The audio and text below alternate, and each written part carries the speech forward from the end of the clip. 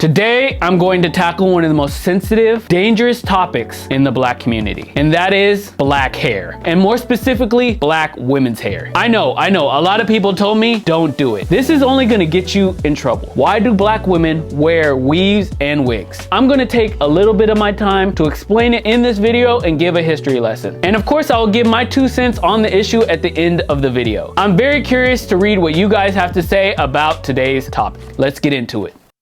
Growing up in a black household, as long as I can remember, wigs and weaves have been a significant aspect of black women's hair culture. Before I even started doing the research on when this culture began, I thought the reason was just the simple fact that straight or wavy hair is what the standard of beauty is in this country. So black women, most of whom don't have this preferred type of hair, just feel the need to assimilate, therefore turn to wigs and weaves. But my research revealed the issue is a bit more complex.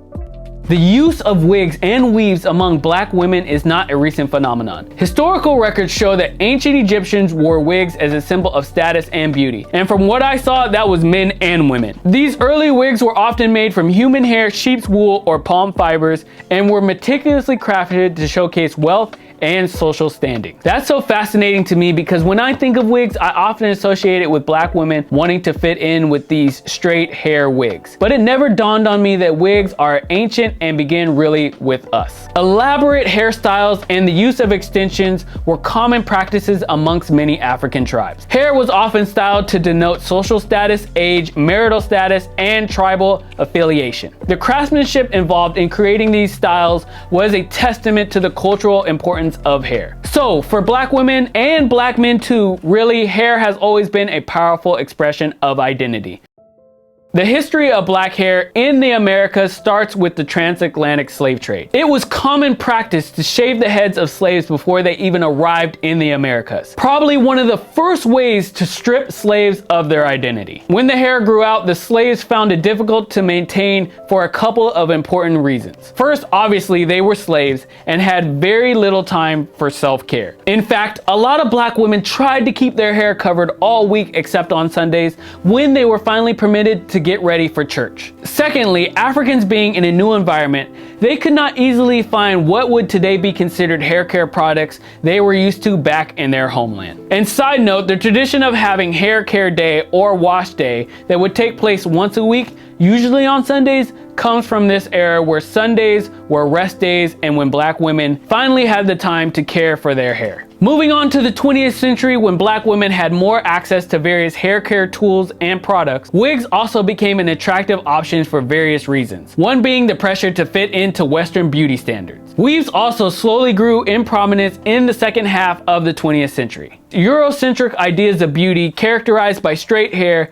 fair skin, and specific facial features, have dominated global beauty norms. Black women often felt pressured to conform to these standards to gain social acceptance and professional opportunities. Putting on a wig or wearing a weave is a type of shortcut to achieve this goal. That's the reason that was obvious to me when I first started researching this subject. But there are other reasons that I, being a man, did not know about, like using wigs and weaves as protective styling. First of all, what is protective styling? One of the primary reasons, especially these days, black women wear wigs and weaves is for protective styling. Natural black hair, particularly type 4 hair, is prone to dryness and breakage due to its unique structure. So it's common practice to braid natural hair and either put on a wig or sew in a weave to keep the natural hair protected. What exactly are we protecting the hair from, you might ask? Apparently, even having your hair out, exposed to the environment, can cause this sensitive hair type to be damaged and break. Styling the hair every day to whatever desired hairstyle, be it straightening it or curling it, can be damaging to the hair. And then there is the time factor. Obviously, any hair type takes time to style, even if it's 10 minutes every morning. Of course, women from every culture that I used to work with used to wake up hours earlier than us men to blow dry and style their hair. And black women who might have a certain hair type might take up like half a day to either braid or straighten or twist out, might turn to wigs and weaves to save themselves some time. And then there's the convenience of choosing a new fun hairstyle without using your own hair. You want a short hairstyle, you can get it without chopping off your hair. You want a long down your back hairstyle without waiting years and years to grow out your own hair,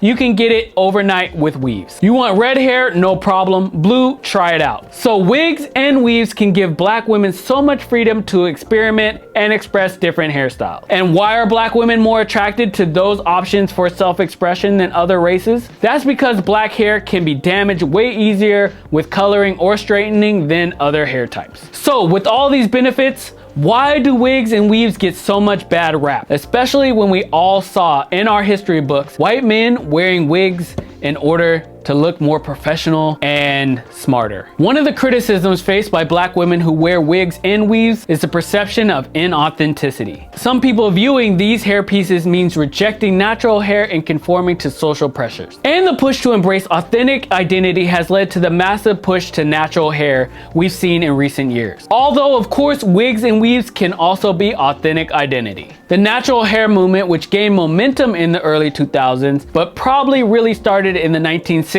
or a little bit before that, encourages black women to embrace their natural hair textures. In response to this natural hair movement, the appearance of wigs and weaves has also pivoted. More and more black women are now turning to wigs and weaves that look more like natural hair. And like I said at the beginning of this video, I would share how I feel about wigs and weaves, and this is the part I'm going to do that. Me personally, I think black women should do whatever the hell they want to do. They have been through so much scrutiny from the beginning of time over their hair because it is a symbol of power. To me, black women look beautiful in weaves, wigs, short hair, long hair, different colors, or their natural hair. Black women have turned something that they probably had to do in early American culture and turned it into something that they made beautiful and their own. But anyway, I can't wait to read your thoughts, especially from the men out there that I'm sure have a lot to say on this subject. And I want to hear from the women. Let me know if I got something wrong. Let me know in the comments. See you all next time.